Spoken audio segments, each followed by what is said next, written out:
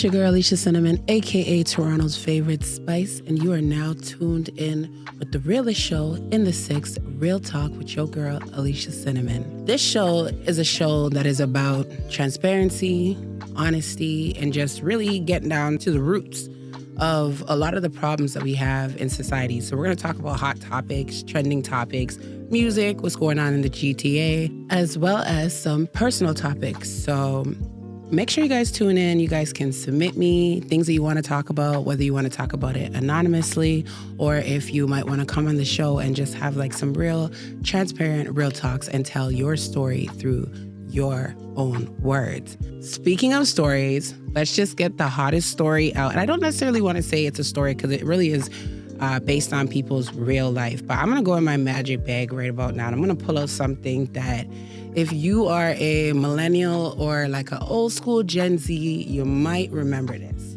All right, now, so which one of you guys remember this book, Confessions of a Video Vixen? This book was like, pick up yourself, Las Vegas. This book was like a music industry like Bible. And I just remember it came out in 2005, by the way, guys. So like, are you like, what do you call it?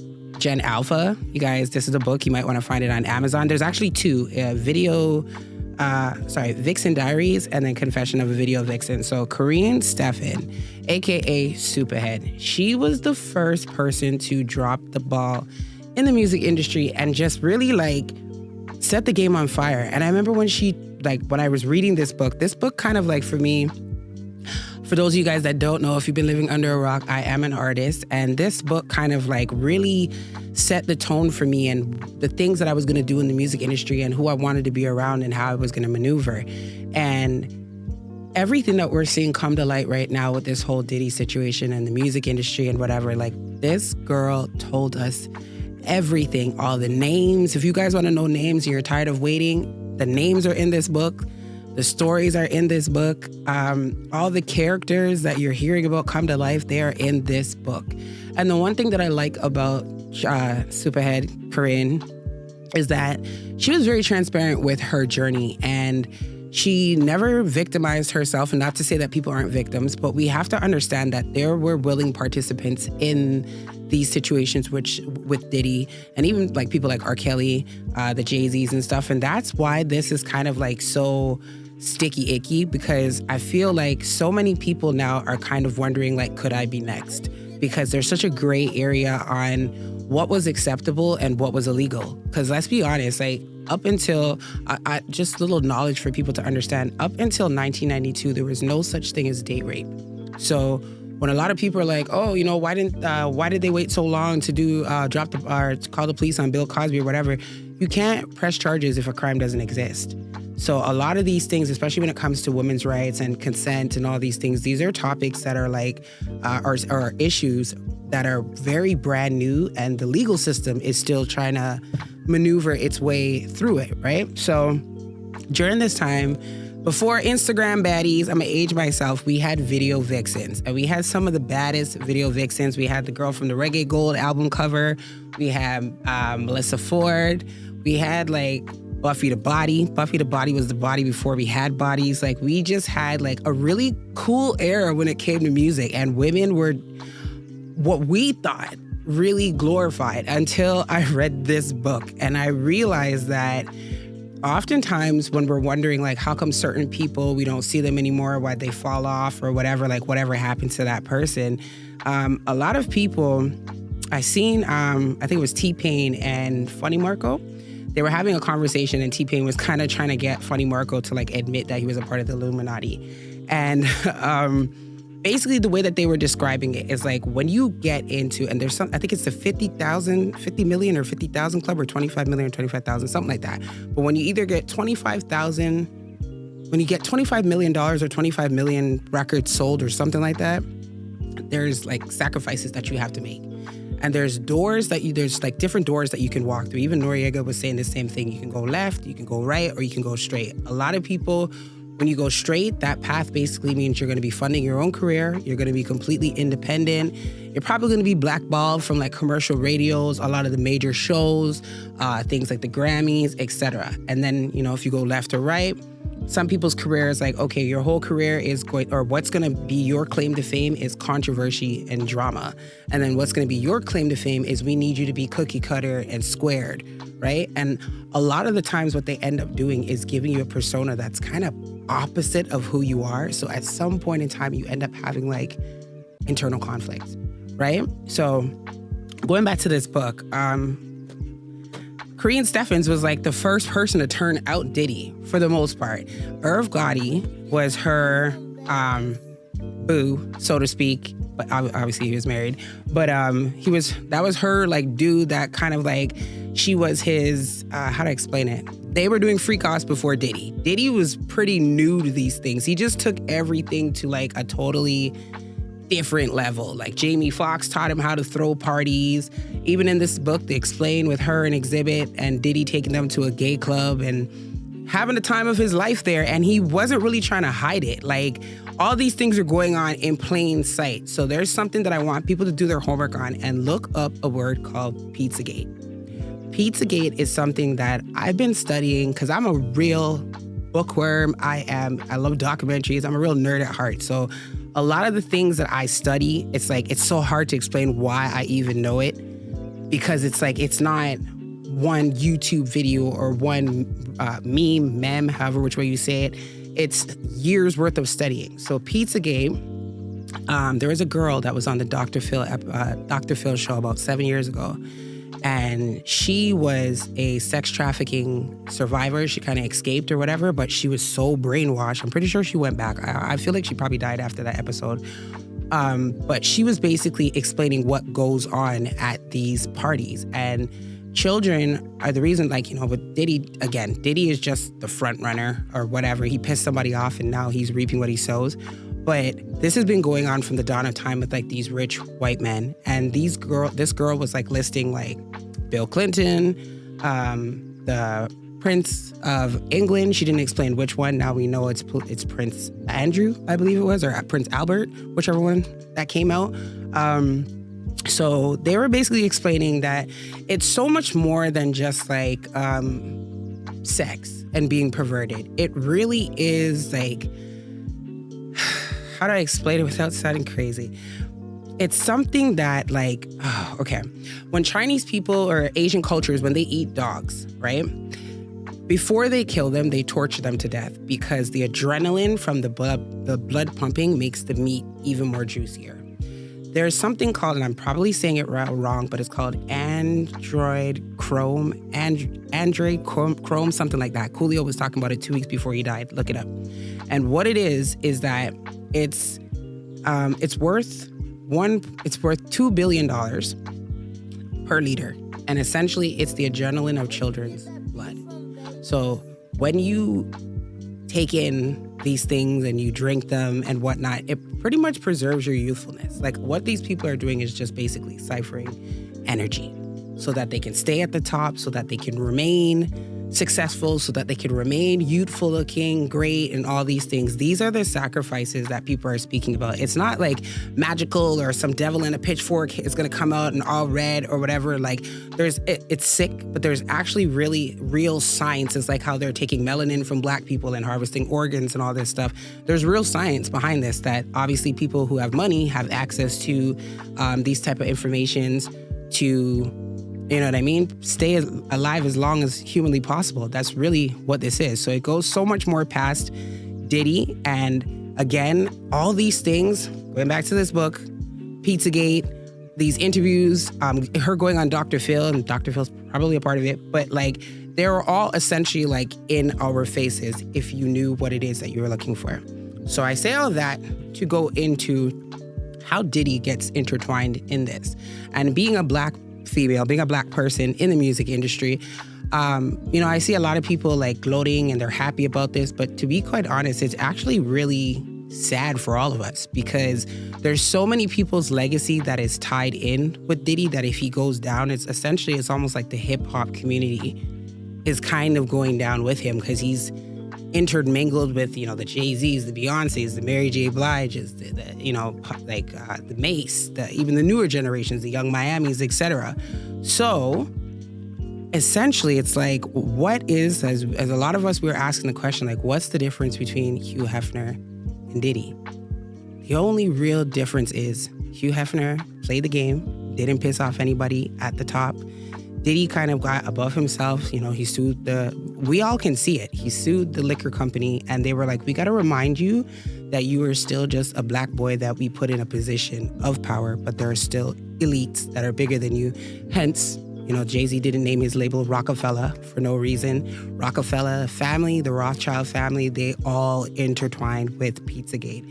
And Pizzagate is so extensive to explain that I just want to put that word out there and people look it up yourself, because you will get lost in a rabbit hole for like years, like just going through so much. And then it starts to make you look at the world differently. So as somebody who's an independent artist myself, you know, a lot of people, you'll hear things like, oh, you know, this person is washed up, or why didn't this person get to this level, or this person, you know, they're nobody, or this or that, and blah, blah, blah. And for somebody like myself, I mirrored a lot of my career after the singer Maya, who pretty much left the industry, but is still very independent, still very active in her music. She drops albums, she tours, she does her thing. She looks amazing while she's doing it. And here's the thing that I want to kind of really extend to people right now. The industry that we knew is no longer.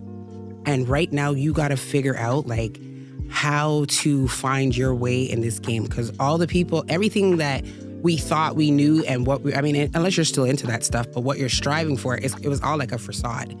So it's like, if you knew, I think it was Dame Dash that said it best in this interview. And he said the one question that he would like to ask Diddy is that if he knew in 30 years, like if they told him you got 30 years to do whatever you want, live however which way you want, but then you're going to spend the rest of your years behind bars, would you still make the decisions that you were making?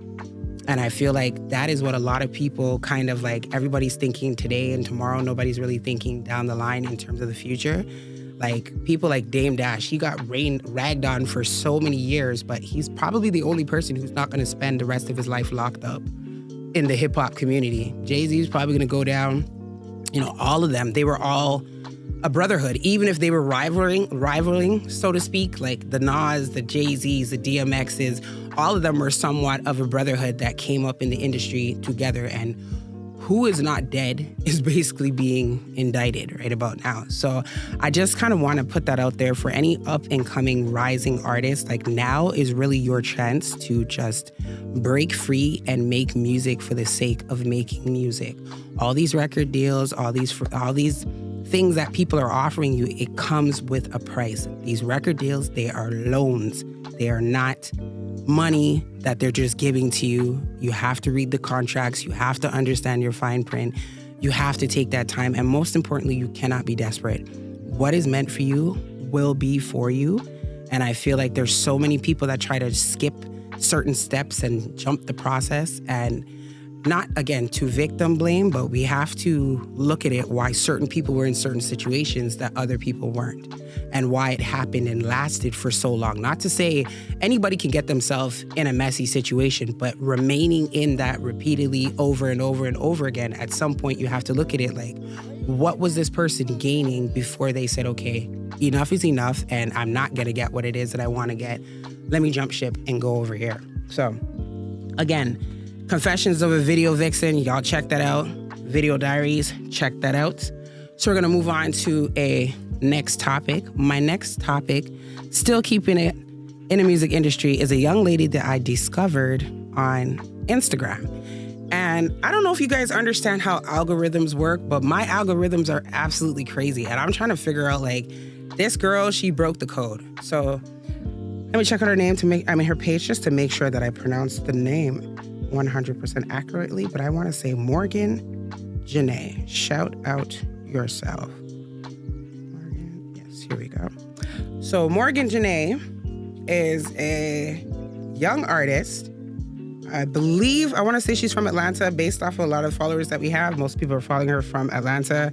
This is Morgan Jana. She is an autistic artist, and she's only 18 years old. And she popped up on my feed about 2 weeks ago in the most ridiculous looking outfit I've ever seen in my life, and in these shoes that look like cowboy and unicorn shoes. They were metallic, they had heels, and everybody just kept calling them boneless cowboy boots or boneless heels. And in the comments, they were dragging this little girl. And I'm not gonna lie, because it was still 2-3 o'clock in the morning, I would have my little comments like, how the hell did I end up on this side of Instagram? And she just kept popping up until I said, you know what, let me go and check out Janae's page. Or sorry, Morgan Janae's page, because she had a song that she kept promoting and she had a little dance that she was doing with it. And her outfits were so distracted that it was hard to pay attention to the song. But I actually went and listened to the song, and I honestly really like it. So I'm gonna see if I can pull it up for you guys, because I was like, you know what? I don't know who her marketing team is or whatever you want to call it, but somebody actually did a really good job with her on Instagram. Everybody was saying the same thing, like, you know what? You got us. We're gonna go check the song out. So the song is, her name is Morgan Janae, and the song is called The Cutest. There's 2 versions. There's a pop R&B version, and there's a hip hop version with an artist named EBT Rich, who's also from Atlanta. So we're gonna check out the official version.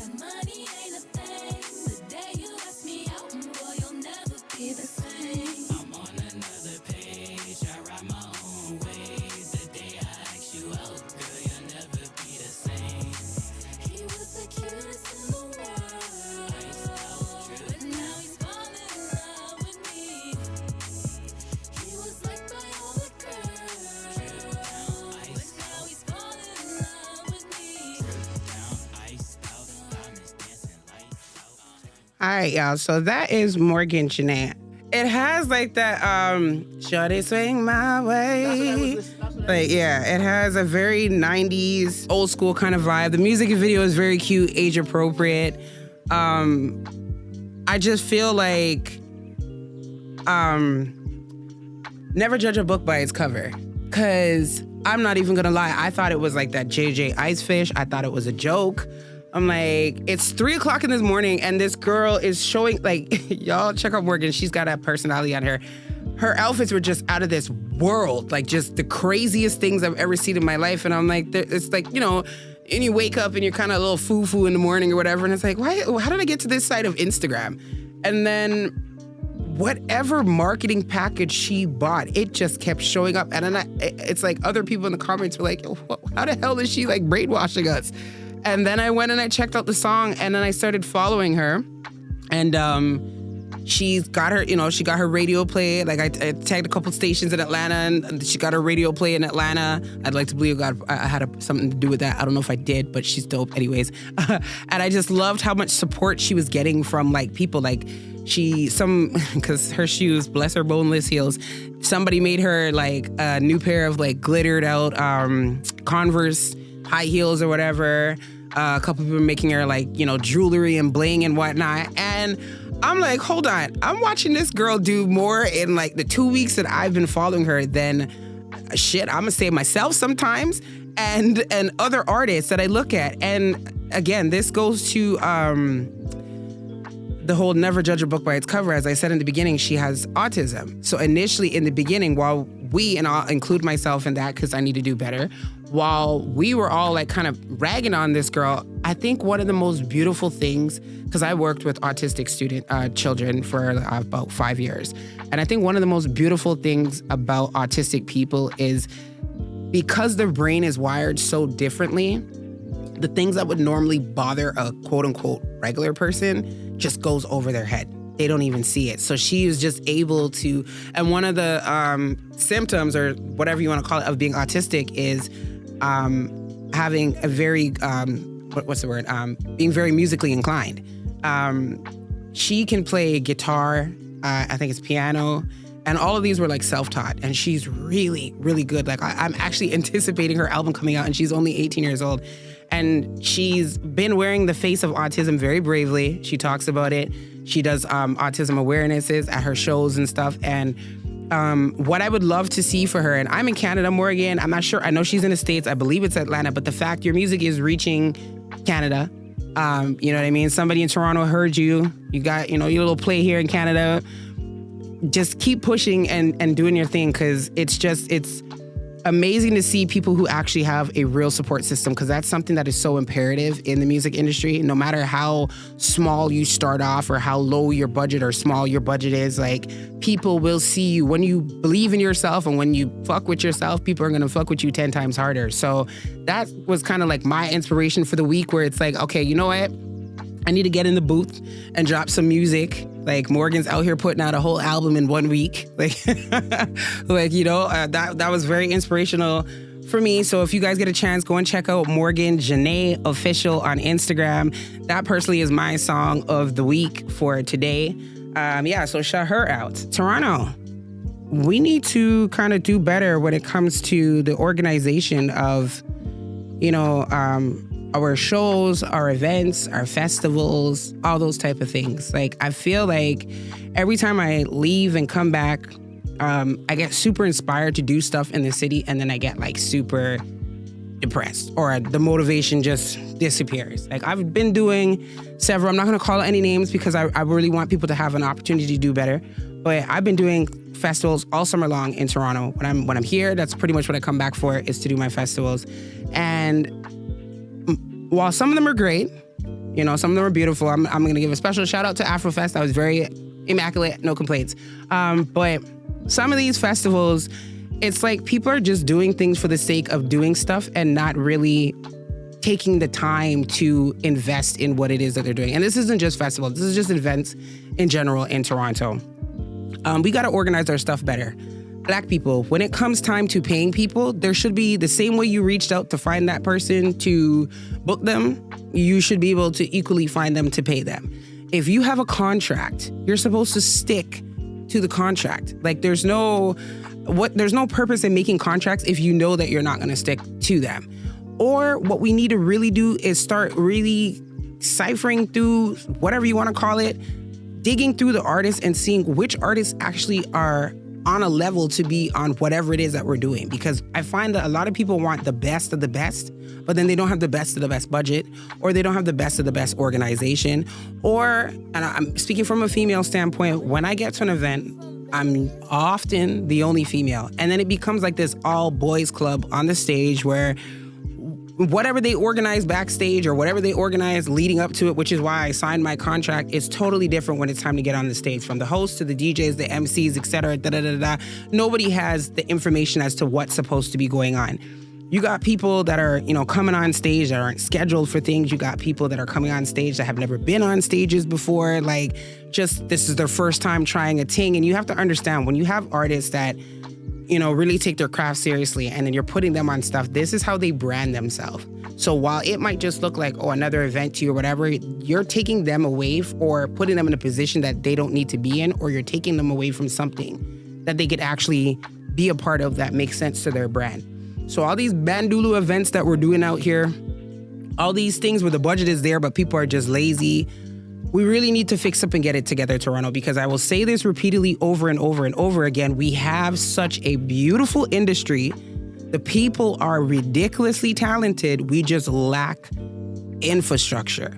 And even when we have everything that we need in our hands, there's still that sense of ego where we have to humble somebody, or we have to show that I'm the big boss in charge, or whatever. And ego, 90% of the time, in my personal opinion, when I watch a lot of these things, ego destroys a lot of, the music industry in general, but we're speaking specifically in Toronto, just destroys a lot of things. We got a lot of people that are doing things to just say that they've done it or to get close to people, to find out what people are up to, et cetera and whatnot. And we just need to do better. We brought back the Junos. I hope that goes great. We were talking earlier, we were saying, the children's category. I would love to jump foot inside of that. If anybody knows about the children's category, if anybody knows anybody who's made children's music, hit me up, get at me, and maybe send me a song or two, because I'm just trying to figure out, if we have, back in the day, we had, Sharon Lois and Bram. We don't have, that was when I decided, a lot of people oh, what made you want to be a singer? When I was watching, Barney and all those things, and those concerts were lit. And I was like, yo, I want to be the person where everybody's screaming for me at these concerts and whatever. And then, the Wiggles kind of took over and whatnot, and it just became very animated and but where are those, that craze? As opposed to it just being because we have, Gracie's Corner. I don't have small kids, so y'all gonna have to work with me. Was it Baby Shark and all these stuff? Some of these songs just in concert form as an adult, I'd go. Because a lot of the songs that we had back in the days, I don't feel like our parents could fully enjoy them. They were really, this is the song that does it. And they were kind of annoying. But these new Gracie Quarter and all that stuff, you could actually go out with your parents and kind of enjoy yourself and have a bop. So I really would love for people to bring that back and maybe even kind of focus a little bit more on a fresh new market, which would really be cool. And again, maybe that's something I gotta jump into and just kind of, practice what I preach or do as I say, not as I do type of thing. But I think that would be really cool because I just feel like the direction of where music is going is so not to disrespect, because as an artist, I always want to appreciate everybody's craft, but music is so basic right now that children literally can understand it. So if you're going to do this, why not?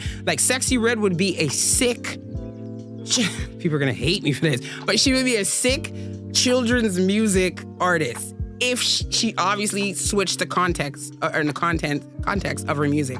But the way that she flows and the simplicity of it, and then she literally uses nursery rhymes for, half of her stuff. And this is where people get so mad that oh, she's corrupting the children and blah, blah, blah. And it's yes and no. It's her music is very melodic. So that's the type of stuff, when you see that video that's going around on Instagram and people are when you go to the $100 daycare and they're playing Sexy Red in the background and they're huh, you gotta accept and you drop the kid off. And it's I mean, we gotta be real with ourselves. We were listening to the Tootsie Roll and You Remind Me of My Jeep. Our music was no cleaner than that. And then if we want to go into our parents' era, You Ain't Nothing But a Hound Dog, all those songs were ratchet. Even worse, I looked at some of Aretha Franklin's outfits back in the days, boy, and she had them titties swanging. They were really ratchet back then. But it was, I don't know. I really don't know what the difference is. I think maybe more because it's in her face now and people are super sensitive. But again, if Sexy Red were to just, put a clean version of her music out, I can see why kids would gravitate towards it because it's very melodic and it's very catchy and it's very simple. And I feel like we're in a day and age where people have so much on their head. The last thing they want to do is decipher lyrics. We grew up on Cannabis and people that you really had to sit down and take out a thesaurus or a dictionary and be what the frig did this mean? Whereas now it's they make up their own words and most of these aren't even words. What do you call them? Abbreviations or acronyms? Is that what it is? Where it's just letters W, what are you doing? What WYD or whatever? Nobody's really speaking. So unfortunately you do have to keep it very basic and simplistic. But yeah, just, an idea out there for people is to go check out see Wagwan in the children's category, because everybody's always complaining about what about the children and why are you guys making music? Oh, nobody's making music for kids, but then complaining about people that are making music for big people. And on that topic, I'm going to say something that I feel a lot of people, it goes over your head. It is not Ice Spice, Cardi B, Sexy Red, Nicki Minaj, Alicia Cinnamon. It's not our jobs to raise your kids. Y'all need to be responsible for the type of music that comes in your house, that is playing through your radio stations that your kids know when you're not around that they're still not supposed to listen to. Because I knew that I was not allowed to listen to R. Kelly's 12 play growing up. Straight up. And I didn't even want to. Like, when I really listened to like the songs that he was singing, it was just like, what the, like, this is not for me. Like, kids know what's for them and what's not for them unless they're in a really unhealthy, environment. So 9 times out of 10, your kids legitimately don't even want to listen to what it is that you're actually listening to. So if your kids are out here listening to Sexy Red, they did not go and type her name in on Spotify by themselves or whatever. You were pumping Sexy Red in your house nonstop, and that's why she gravitated towards that. And we need to start, like, really, like, Lauryn Hill said it best and they canceled her. So I feel like sometimes when I speak, like, I watch what happened to other artists and it's like, okay, I get where they're going. How could I say it in a pretty way? So Lauryn Hill said something that I truly stand very firmly by, cancellation or not. I do not make music for white people. And they were so mad at her. And what I heard was, as an artist and as a Black woman, when I go into the booth, I am thinking through a Black woman's perspective, a Black woman's lens, a Black person. So my experiences are going to reflect that of me. Not that other people can't listen to it or they can't take it in, but that is not what I'm going into the studio, and you are not the person that is on my mind when I'm explaining what it is that I'm going through. If you get it, that's a bonus. So it's the same thing for like the Sexy Reds and all that stuff or whatever. Like, she shouldn't have to make better music for you guys to enjoy. You should just find those artists that are making those type of music and then go and listen to that, because there's something for everybody to take in. So I got into an argument with somebody who's like, oh, you're just as racist as Lauryn Hill. No, what I'm simply saying is that I don't know what it's like to be a white female. I don't know what it's like to be a white man. I don't know what it's like to be a Black man. So the only thing that any of us can speak through is our own lens. The minute you start trying to speak through somebody else's eyes is when shit gets sticky. And this goes to white people using the N-word. Well, it's in hip hop, so why can't we use it? Again, when I go to the studio, I'm speaking to my brethrens. I am not thinking about a white kid in Peterborough when I'm in the studio writing a song. Again, if you listen to it, thank you and I appreciate you and you're more than welcome to. But hip hop essentially was a music that was created, so a Black music in general, we speak to each other through our music.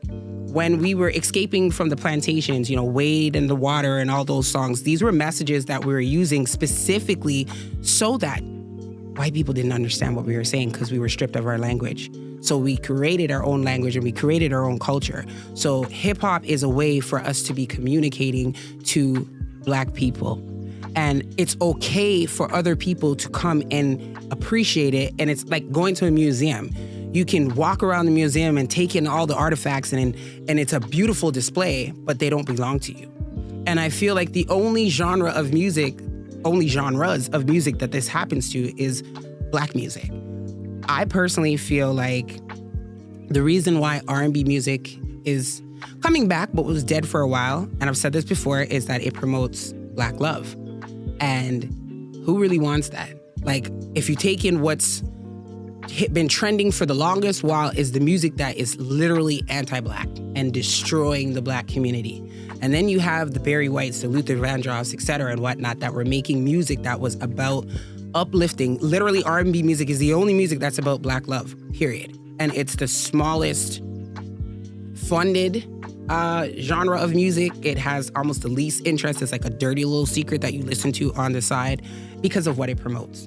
So I just want people, especially as artists, just to understand when you go into a certain genre, when you go into a certain feel, culture, whatever it is, that's why Beyoncé didn't win no awards in the country music. Like, you really have to, it's not just, I'm gonna, whatever. You gotta understand the culture, and there's steps to getting into that culture, and there's things that you kind of have to live by or go by for it to actually make sense to you. When I first started doing reggae music, and everybody was like, oh, you should go for a Juno or this or that. And I was like, I feel like it would be appropriation. And also, like, I'm very Canadian, born, bred in Canada.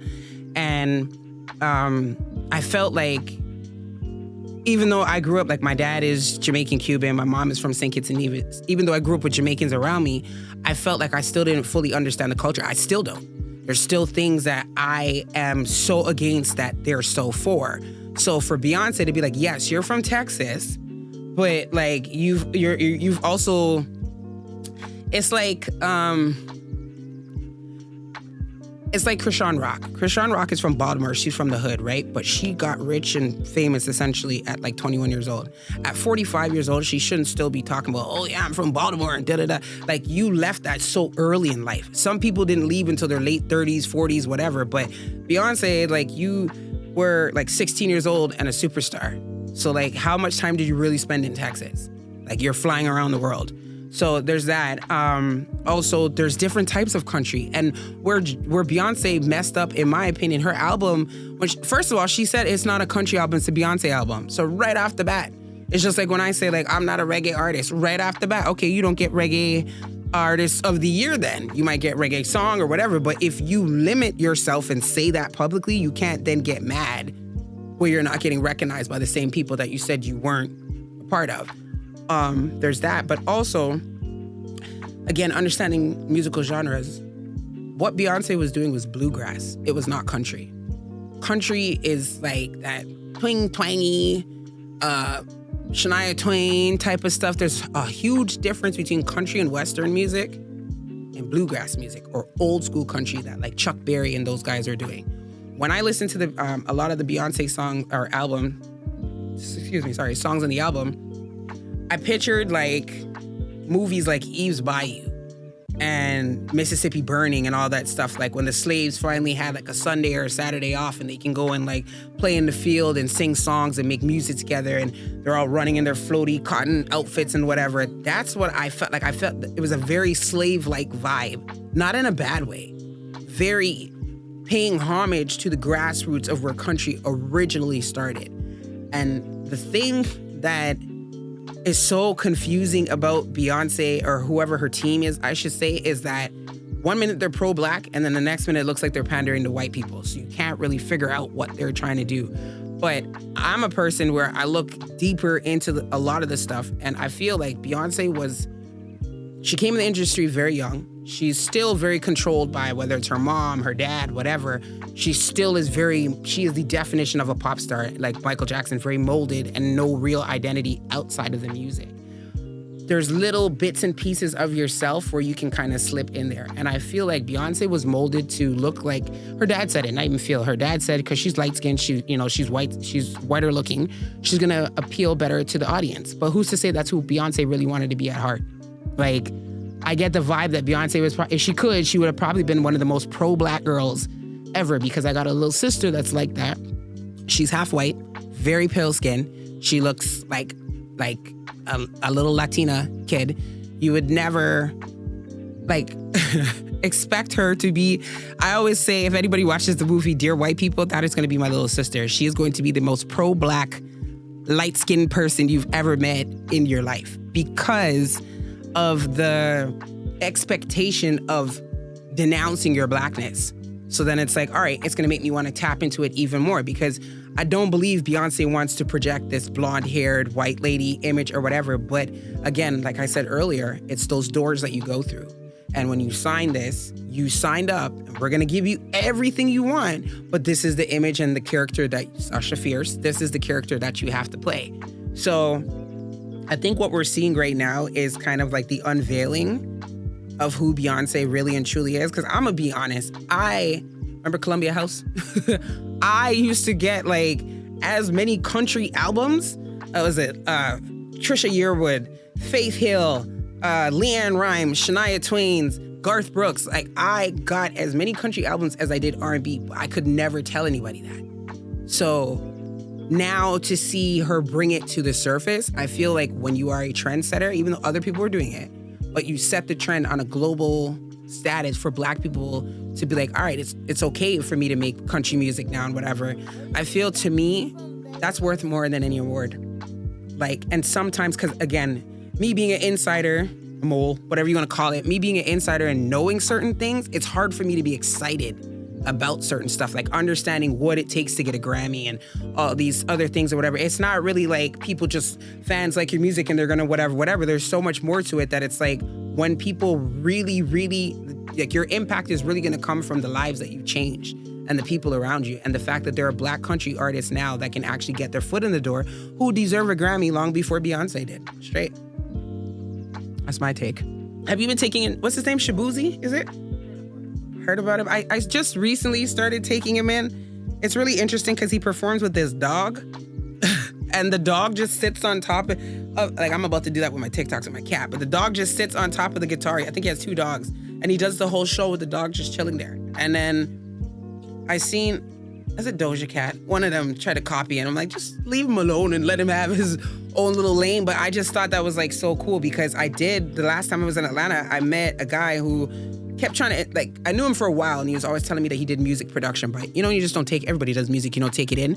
And then finally we had a real sit down and he showed me the artist that he was working with, and he was a straight Black country singer from, like, not Atlanta, but like those outskirts, like real country parts. And it's like, again, that we forget, like, you know, Nelly tried to show us with country grammar and all that stuff, but it didn't really pick up that that's actually there. So I feel like that would be an interesting lane for Black people to get into, but to do it, again, with respect, like the same way how we want white people to come into hip hop. Like, that's really all that it is. Like, there's just, it's just, to me, it's like life is so easy, yet we make shit so complicated. Like, it's so easy to be a good person, but for whatever reason, that damn apple that we ate just has us going left over and over and over and over and over again. But yeah, so I wanted to give you guys a little snippet of some new music that I have coming out. It's like I said, Morgan got me a little back into excitement, because honestly, sometimes it's like when you write your own music, it's so hard. Like, if people gave me music, I'd probably sing all the time, but because I write my own music, it could take like 5 years to finish a song, just because I gotta finish what I'm going through to see how the song's gonna end. So give you guys a quick little snippet, and this song is just pretty much dedicated to anybody who's doing their thing good in the in life, period. Don't let nobody stop you.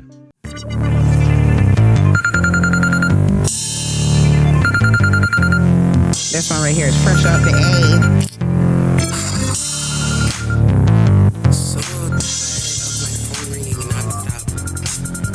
99% of these people don't even care to know how I'm doing. They just want to floss and cream. I'm not even answering that right now. It's getting so annoying. Like, all people need to know is that I'm doing good. Stop inquiring about my hello. Hey, Batman, you can stop calling my phone. I'm doing kinda good and I did it on my own. You wanna see me fail, but I'm standing on my toes. Not everybody likes me, but my name they surely know. And you clean. That's right. You's a baddie. You know what I mean? You know your worth, cause you's a queen. Born a joker, I need a king. All my ladies stand up if you get it on your own. Never man is a blessing, but the table you should own. Never let them see you stressing. This year we coming strong. No time for child play. You will see we getting grown. I'm doing my thing. I'm doing my thing good. I'm doing my thing. I'm doing my thing good. I'm doing my thing. I'm doing my thing good. I'm doing my thing.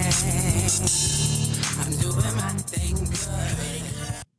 All right, just a little something, just a little something for your girl, Alicia Cinnamon. That song right there is called I'm Doing My Thing Good, and it's dedicated to people who just, sometimes in life you got haters that are on your back, but your haters really and truly are your biggest fans, and they know more about you than you know about yourself, and they have more expectations of you than you have of yourselves. And sometimes you just have to let people know I'm doing good. And I'm a type of person where my phone rings all the time and I do not answer it because I'm constantly like just on the go. And I'm very selective with picking up my phone and who I talk to on the phone, because some people just want to know what you're up to so they can go report it back to the next person. And I'm a chatty patty. So the longer I stay in your presence is the more I will talk. So it's better I just don't answer the phone so I can't give you no information that you don't need. So that song right there, it'll be released end of October. I actually did it, not not the last time, but the last time I was in Atlanta, and I just really needed that incentive to put it out because honestly, I feel like as much as we complain about the music that's out there, when you find a female who actually fucks with herself and puts out positive content, it doesn't get played. And therefore, I'm going to be saturating you guys with nothing but Alicia Cinnamon music. No, I'm just joking, but I am. But no, it's just really, I realized I had to start creating my own lane, and like I'm giving everybody the advice that, hey, this is your day of doing whatever you want and da-da-da-da. And it's like, you know what, let's just get this out there and, you know, start promoting positive music. And it's not just me. If you don't want to play an Alicia Cinnamon music, go and Google Chatta Edwards. She's pretty dope. Go and check out Andressa. She's out of Ottawa and she is absolutely freaking amazing. Shout out to her. Who else is there? We got Shisha. She's lit. She's like Toronto's Missy Elliott, in my personal opinion. And she could do the split. She's lit. Shout out to her. I would like to believe this year, after us getting a scare, we had a near-death scare where they took away the awards in the Jamaican category or reggae categories. I'd hope that we fix up. You know, I'm tired of seeing the same people over and over again. And some of you guys are my brethren, and shout out to you, but you guys know it's not fair either. Like, let's just be transparent. We all know it was a fun time doing fuckery, but it's time to fix up and get things done properly so that people can submit. And I speak on it often. I'm going to let people know because people are like, oh, she's a hater because she didn't win. No, I submitted one time and they snatched my producer from me. And I was like, you know what? We're not giving them any more resources. That's really and truly what it is. And I've heard this story from multiple artists going forward that were scared to basically let them know what we're doing, because then it's, you know, they have all of the blueprint and can, let me just, you know, snatch this, snatch that, and go give it to whoever we're working with. So nobody wants to do that. And Junos, whoever you guys are, if you're listening to this, you know, do better than that, and make sure that there's a space for us to send our submission link out to our fans and they can vote.